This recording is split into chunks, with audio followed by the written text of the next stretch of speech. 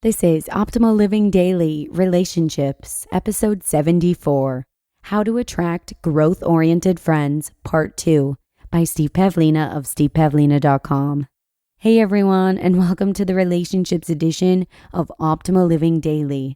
I'm Joss Marie, the girl who reads to you every single weekday from some of the best relationship blogs on the planet. Today, I have the second part of a 3-part post from Steve Pavlina. We started this mini-series in yesterday's episode, so if you're listening out of order, you'll want to go back a day and listen to that one first. And then make sure to come back tomorrow for the conclusion of the mini-series. And with that, let's hear today's post as we start optimizing your life. How to Attract Growth-Oriented Friends, Part 2, by Steve Pavlina of stevepavlina.com. Be a giver. One of the best ways to attract a growth-oriented social circle is to prove to the world that you're a growth-oriented person. And a good way to do that is to help other people grow. Don't just focus on your own growth. Invest some time and energy in helping others too. This can quickly transform your social circle. For the first several years that I was into personal growth, it was mostly a private pursuit. During those years, I read hundreds of books, attended seminars, practiced skills, wrote mission statements, analyzed my past, and so on. I did a lot of inner work. I occasionally helped people, but only on a small scale like in a discussion forum or via email. I didn't make any substantial efforts to help other people grow as a regular part of my lifestyle. For the most part, I was still the oddball in my social circle. I often felt more ambitious than the people around me. I lacked mentors to show me the ropes. I worked hard and tried to make the best decisions I could, but I struggled a lot, especially in business. In 1999, I went bankrupt due to racking up way too much debt trying to make my business work. I came out of that experience with a very open mind. Going bankrupt was actually a relief, and it gave me a fresh start. I still loved being an entrepreneur, but I knew I couldn't live the next 5 years like the previous 5. I challenged my old assumptions and began exploring and experimenting with different ideas. I figured I had little to lose since my old approach clearly wasn't working. One of those experiments led to volunteering in a trade association, writing articles, and reaching out to help others.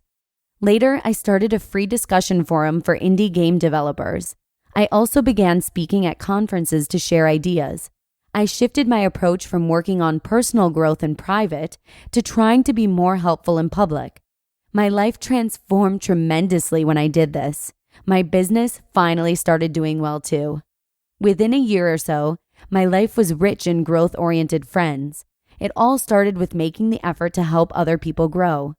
From 1999 to 2004, I did a lot of service-oriented work. This eventually led to starting my blog in 2004. My blog did well right out of the gate, but what many people don't realize is that I'd been building up to this for 5 years prior. Before I published my first blog post, my articles published on other sites had already attracted thousands of readers, so I had lots of positive social support for moving in this direction when I finally made the shift. That social support made the transition much easier. There was still some social drag. Many game developers and software developers think personal growth is cheesy. So when I decided to start a personal development blog, some thought it was a questionable shift. Yet those same critics love working on their personal growth. They just don't label it as such. They prefer labels like education, skill building, social dynamics, and quantified self. The more Android sounding a label is, the more they seem to like it. But it's still personal growth with a different tag. The social drag didn't matter though because I had plenty of positive social support. The positive social support is where you want your focus to be. If you try to convince the negative people in your life to get on board, you'll waste a lot of energy and probably have little to show for it.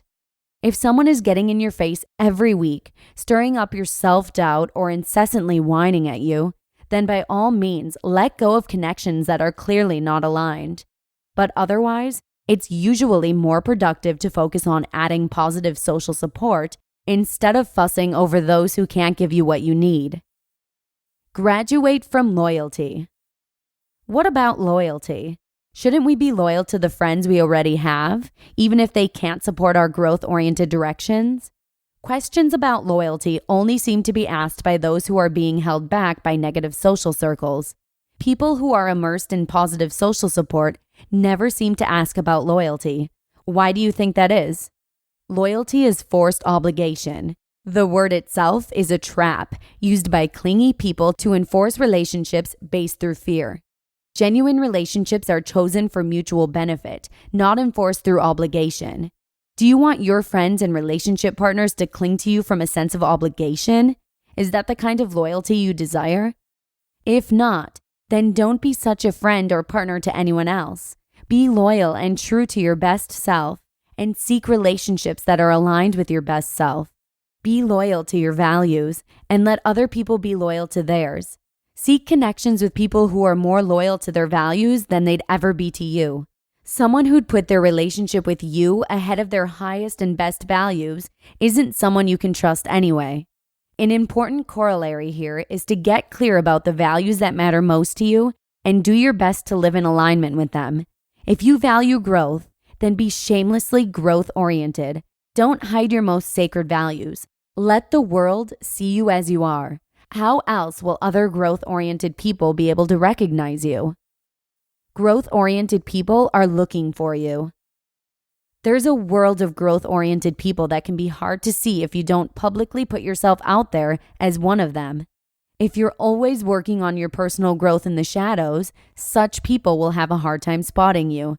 You'll just look like another zombie going through the motions. You need to give such people a way to recognize you.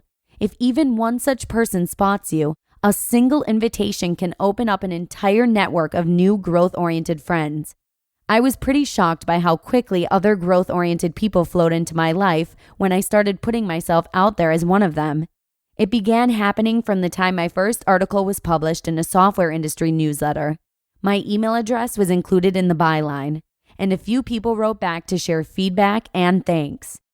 As I continued down this path, there was a stream-rolling effect. The more I expressed my values through published writing, the more like-minded people recognized me and offered some kind of connection. If you were a growth-oriented person with a rich and vibrant network of growth-oriented friends, and you spotted a like-minded person who seemed to be all alone, largely unaware of what life could be like with a network like yours, what would you do? Would you keep quiet and let that person keep struggling? Or would you reach out and offer some kind of invitation? The counterintuitive idea here is that you want to receive such invitations yourself, then seek to become the kind of person who will reach out to help others. You can do that starting today. This is perhaps the most effective change you can make to demonstrate that you're a good match for a growth-oriented friendship circle. Otherwise, if you believe you can't help anyone right now, then next year you'll probably believe the same, and the year after that, and so on. And growth-oriented people will continue to ignore you because you'll seem to be too self-absorbed to be a good match for them. This is because personal growth is easier and faster with a network of givers. The more givers and contributors you see in a network, the faster everyone grows. So, it's just common sense for such networks to repel non-givers who only seem to care about themselves, since that would only weaken the flow. To be continued. You just listened to part 2 of the post titled, How to Attract Growth-Oriented Friends by Steve Pavlina of stevepavlina.com. Thank you all so much for listening. That's all I've got for today, but I hope to see you again tomorrow for part 3 and the conclusion of Steve Pavlina's post, where your optimal life awaits. Hello, Life Optimizer. This is Justin Malik, creator and producer of this podcast, but also Optimal Living Daily, the show where I read to you from even more blogs covering finance, productivity, minimalism, personal development, and more from incredible bloggers like Derek Sivers, Zen Habits, Mark and Angel, The Minimalists, and all the ones you hear on this show too. So if you enjoyed today's episode and like taking amazing blogs on the go, come on over to Optimal Living Daily and subscribe to that one too. And together, we'll start optimizing your life. You've been listening to Optimal Living Daily. Be sure to hit the subscribe button to stay up to date on each new episode and head to oldpodcast.com. That's OLDpodcast.com for a free gift as well as more actionable tips and resources to help you maximize your potential. Thanks for joining us, and remember, your optimal life awaits.